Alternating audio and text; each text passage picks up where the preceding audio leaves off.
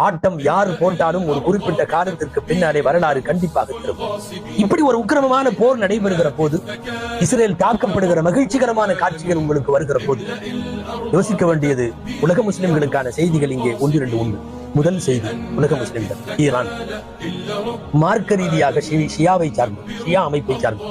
அது சுன்னத்து வல் ஜமாஅத் அல்ல. ஆனால் நான் சுன்னத்து வல் ஜமாஅத், நீ ஷியா என்று பார்க்க வேண்டிய தருணம் இது அல்ல.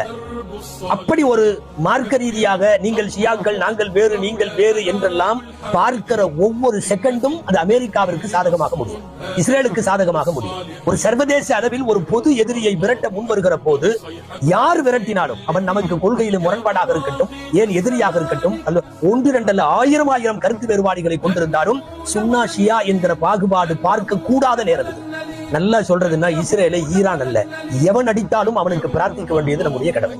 அப்படி ஒரு சூழ்நிலைக்கு இன்றைக்கு உலகம் தள்ளப்பட்டிருக்கிற நேரத்தில் தயவு செய்து நமக்கிடையே இருக்கிற பிராந்திய கருத்து வேறுபாடுகளை பெரிதுபடுத்தி விடாதீர்கள். உலக முஸ்லிம் சமுதாயம் இதில் இஸ்ரேலை அழிக்கிற, இஸ்ரேலின் மீது தாக்குதல் தொடுக்கிற, இஸ்ரேலின் குற்றத்தை அடக்குகிற, அவனின் சர்வாதிகாரத்தை முறியடிப்பதற்கு நிற்கிற எந்த நாட்டோடும் முஸ்லிம்கள் துணை நின்றுதான் ஆக வேண்டும். இது குறிப்பாக அரபுகளுக்கு உரத்து சொல்ல வேண்டும்.